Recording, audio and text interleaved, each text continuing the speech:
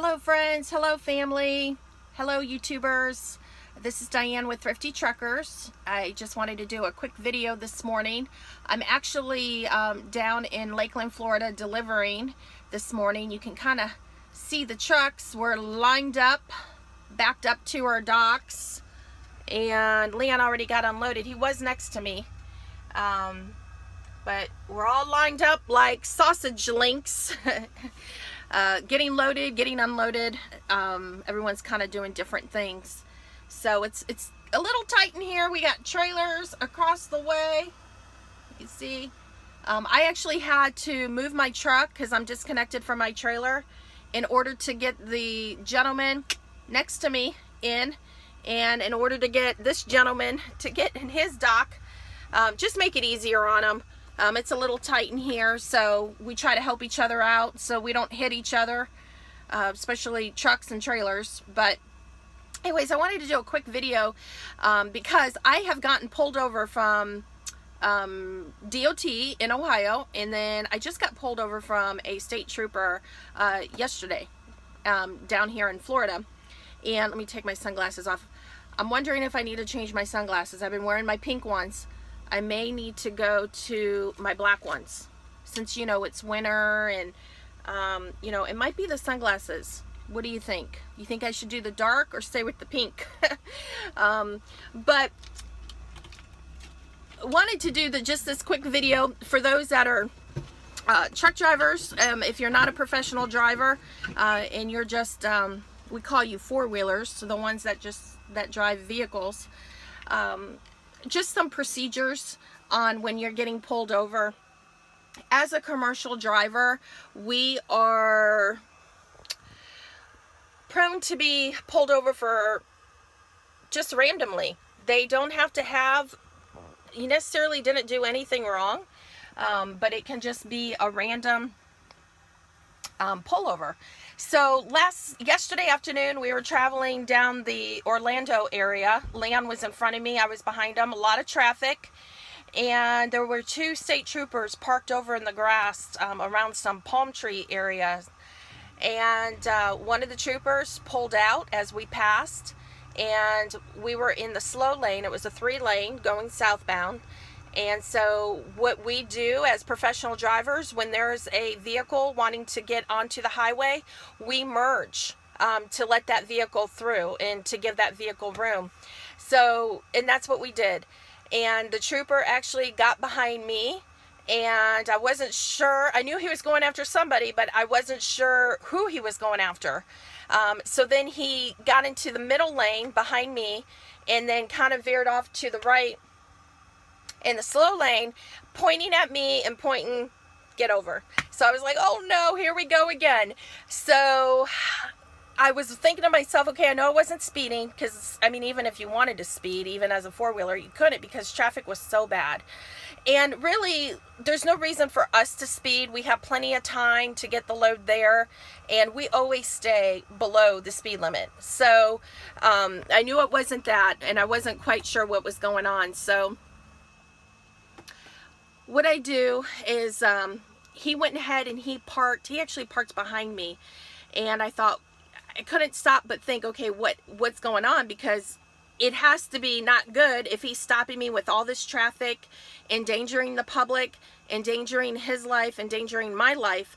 One of the worst places to be is on the side of the highway. And the reason why is because you have a lot of four-wheelers that are preoccupied in their cars. They're on their phone, they're doing videos while they're driving, and as a commercial driver, we are constantly on the lookout, constantly watching. And because you're pulled over to the side, we know that drivers are really distracted nowadays. And it's so easy for them to be in the slow lane, not paying attention. They're looking down at their phone, and next thing you know, they hit your trailer. And our trailers are so high that if it's a small vehicle, it can easily end up underneath the trailer, and which is not good. it's not a good situation. So those that are in the medical field or EMTs, you've been on these calls, you know what it looks like, and it's not good. So we as professional drivers constantly are very cautious of public safety and what we do, how we do it, when we do it. So as I was pulled over, I stayed in my seat. I kept my seatbelt on, and I put my hands on the steering wheel when that officer came up to my window. I did put my window down. I do leave my doors locked, and he did ask me to unlock the door and if he could come into the truck. Normally I don't let people come in the truck, even if it's an officer. Usually I have one of the dogs with me, but it so happened that Leon actually had both dogs with him. So I felt that we were in a pretty busy area. It wasn't isolated, and so if something was a little shady, you know, I would be in a good place. Leon knew I was pulled over. I immediately got on the CB with him and said, I'm being pulled over, and he said, not again, because I literally was just pulled over in Ohio like 5 or 6 days ago. So the officer came into the truck, and he stayed on the stoop. But he left the door open, and I removed all Peppermint's bedding on the seat, so he had a little desk to work on. But he introduced himself. He said, you didn't do anything wrong. It's just we're doing a random inspection. And I started laughing. I said, I just got inspected literally in Ohio last week. And he said, really? And I said, but I was wearing my Ohio State shirt. And he said, did that help? I said, no, I don't think so. But I said everything came out clean. So whether I was wearing the shirt or not, Ohio State, go Bucks. But I am a Florida Gator too. But I didn't have my Florida Gator shirt on, but I did have Florida, colors on, and I am a Florida resident. So we kind of chuckled about that. And then he said, well, I was actually going after the truck that was in front of you, but I figured if I got behind him and you were behind me and he slammed down his brakes, he would be sandwiched. So I'm glad he was wise enough to know that. That would have been dangerous for him and for us. But he said, so since you were last, I got behind you. And I said, well, that person in front of me is my husband. And he apologized for separating us, and I told him that was fine, that we would meet up further down. We're actually going to be stopping at the rest area anyways. But he said he didn't tell me what level of inspection he was doing, because there's different levels. There's level 1, level 2, and level 3. And he just said he was going to be doing an inspection. He's going to be walking around the equipment, and he needed my driver's license, my CAP card, which the CAP card is a sheet that you get from the DMV. It's tied in with your plates. And I would need, he asked me if I was under a load, and I told him yes, I'm delivering down in Lakeland. And he asked me where I picked up. So then he asked me for my BOL. When I handed him my BOL, he immediately started looking for the pickup location, which on the top right hand corner of the BOL, it's a Connecticut address. So he said, well, it says here you picked up in Connecticut. And I was like, well, no, I didn't pick up in Connecticut. Let me take a look at it. No, that's the billing address.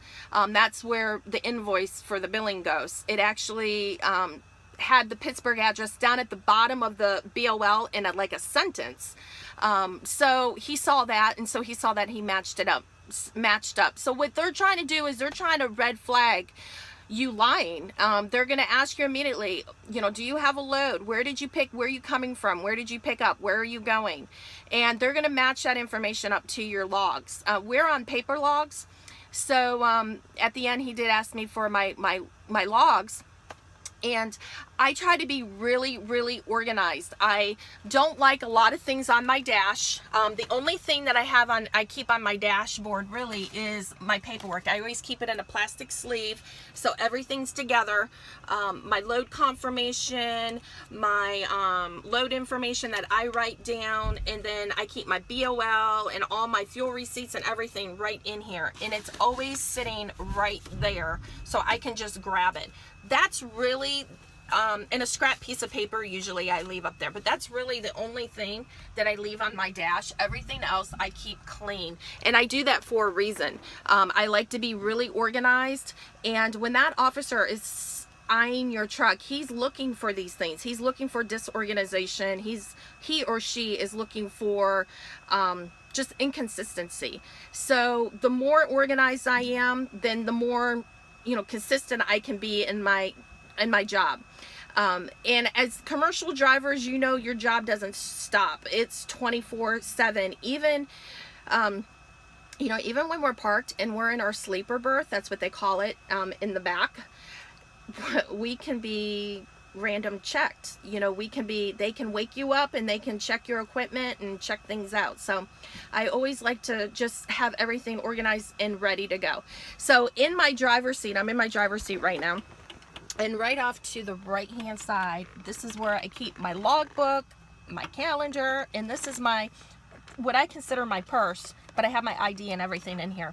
So when he asked me for my logbook and I pulled this out, the Ohio DOT officer was like, whoa, that's a really nice logbook. I got this from J.J. Keller and Associates. You can go online and order these. Most drivers just have the paper logs and they keep it in the paper booklet. I have loose leaf logs and I put it in here just to have it look more professional, more organized. And I have my company name and my name on the logbook with labeling. And he asked me if he could just take the whole logbook. And I said, well, I do have personal information in there, so I'd rather just give you the days that you need. And my thing is, I have an auditing background, so my thing is, why give more information than what's really required? And I do have personal information in here too. So he only needed to go back to the 29th of January. And so I gave him from the 4th to the 5th to the 29th. And I was able to immediately open this up, take out my logs, and hand them over to him. So he can see that, okay, this driver's organized. She has her stuff together. So he gave me a couple options of what I could do. Either I could stay in the truck with the truck running, I could turn it off, I could come back to the cruiser, and I said I'll just stay here in the truck. And before I got out of my seat, I don't know if I said this or not, and I'm sorry if I repeat myself. Before I got out of my seat, when he came up, I kept my seatbelt on, I kept my hands on the steering wheel. I got confirmation it was okay to take off my seatbelt and get out of my seat before I actually did that. So I want him to be safe and feel safe, and I want to be safe and feel safe. So, and he did grant me that to do that. He said that's fine. Drivers get a little excited when they get pulled over and they immediately take their seatbelt off. If that officer doesn't see that you have your seatbelt on, he can or she can ticket you for a seatbelt even though you had it on. And I've met drivers that this has happened. So always keep your seatbelt on until it's confirmed that he sees it or she sees it and you have permission to take it off. So he went back to his cruiser. He had all my information to complete a level 3 inspection. He did end up coming back and asking me about one of my logs on the 30th. He wanted to know what route I took. And I told him what route I took, and he wanted to know why I came back into Florida when I could have, how I accessed Cornersville. He wanted to know what route I took. And the reason why he wanted to know is because in his database, he has me entering back into Florida after I picked up the load when I could have accessed the route from Alabama. So once again, he's just asking me a question to see, to track me and to just see the inconsistency. So when I told him what route I took, and he said, okay. And the other thing that was confusing, he said, your logs are in Eastern time zone, correct? And I said, no, they're in Central time zone. We are in Central time zone in the Pensacola area. We don't hit Eastern time zone till Tallahassee. And so he was figuring all my logs in Eastern, which made sense why things weren't adding, why the 30th, that's when I left from home. he had questioned. And he said, okay, now that makes sense. So I just wanted to share that with you, and to really, you know, when they ask you a question, they're asking it for a reason, and you really want to be careful with the way you answer it. And if you don't know, just say, I really don't recall, or just answer it truthfully. Don't make something up, because they're asking you for a reason, and they red flag something, and so they want to know what you tell them really adds up to what's written on paper. So, and everything checked out. I passed. He actually didn't do an equipment check. I don't even think, he did not even walk around the equipment like he said he was going to, but everything's up to par with our equipment. We do regular maintenance on our equipment, and we keep it clean, and if something needs to get taken care of, we take care of it right away. So that really is never a concern of mine, to do an equipment inspection. It's really not fun to get inspected, you know, but if he did, it would have been fine. So nothing to hide. So once he was complete with everything, he came back. He asked me those questions. He actually had me walk over to his cruiser for mapping, and I was able to answer it, and everything was fine. He said, okay, that makes sense. And he came back, gave me everything back, and let me know that everything cleared, and to sign his copy and my copy. And I just want to show you what he gave me back.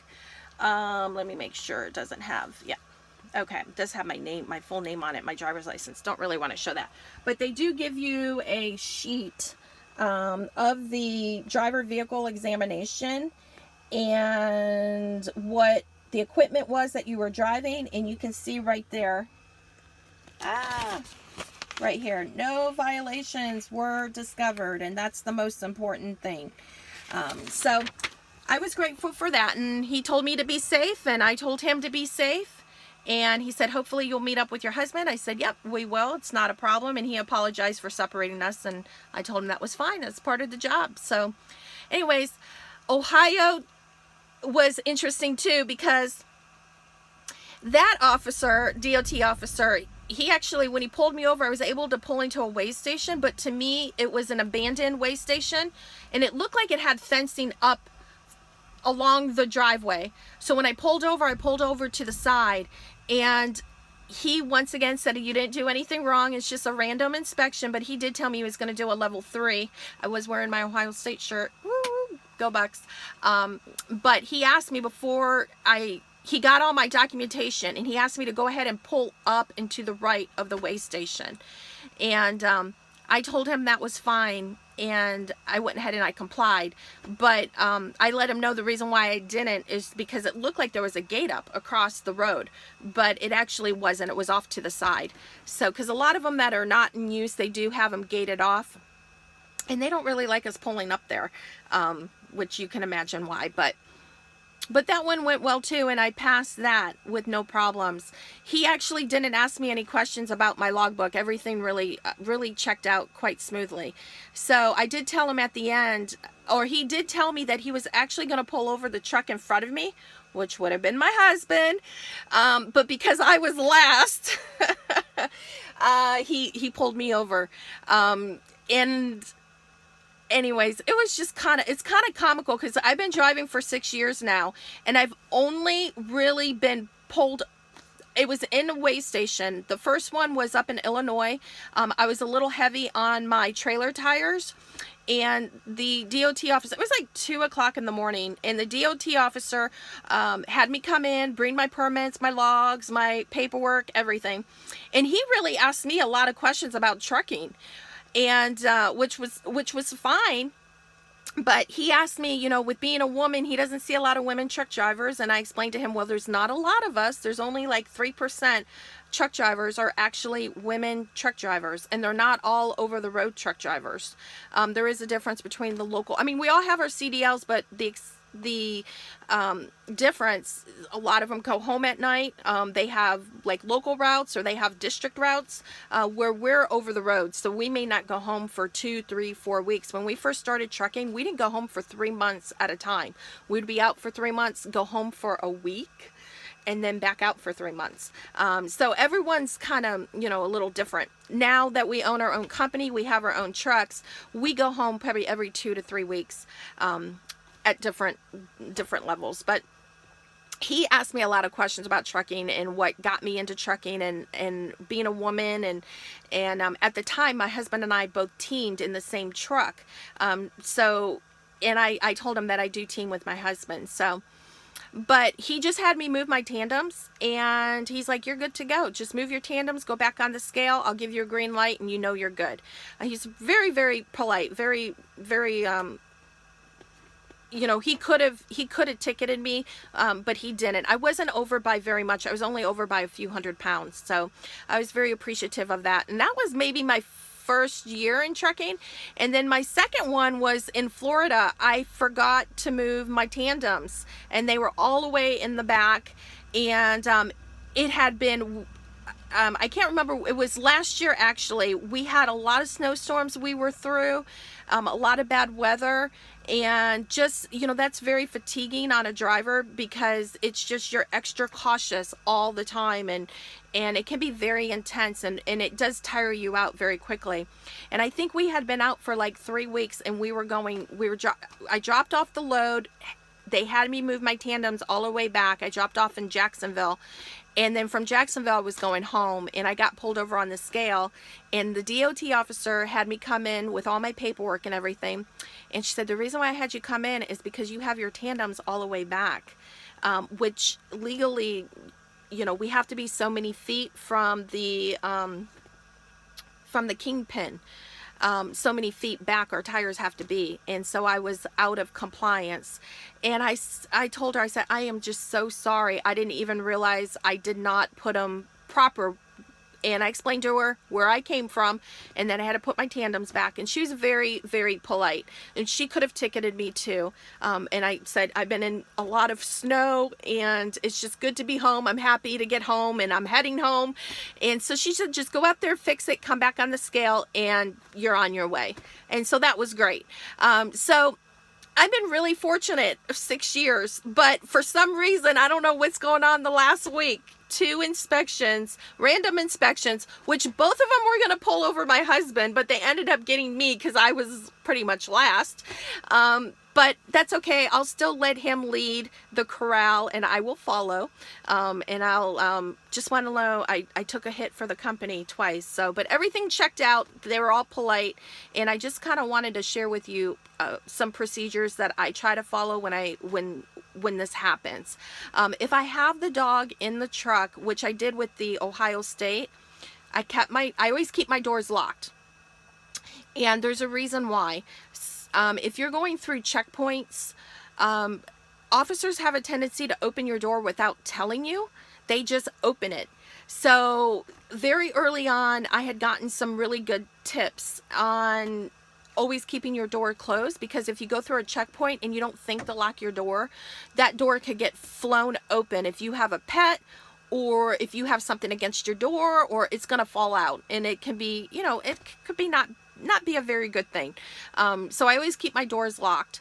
But if I have my dog, I let the officer know I'm really not comfortable letting you in the truck because I do have a dog, and I want to keep them safe. And I said, they're friendly, but you just never know. And Ohio State was very understanding on that. He stayed on the side of the door with the window down. He was fine with that. So, but the Florida trooper, I couldn't do that with, because I didn't have either Nash or Peppermint with me. So, but anyways, I hope this helps, and stay safe out there. Four-wheelers, stay off your phones. Stop watching videos. Stop doing videos while you're driving. Oh my goodness. And don't worry though, we're watching out for you guys, because I know it can be dangerous. It can be dangerous. You all don't know how you drive when you're preoccupied. But stay safe out there. If you do get pulled over, keep yourself safe. Keep the officer that has you pulled over safe, and comply as best as you can, and tell the truth. Or just say, if you don't know the answer, just say, I'm really not recalling. I apologize. So I hope it helps, and thank you for listening to my week of being pulled over twice now. But the good news is all the inspections, they cleared.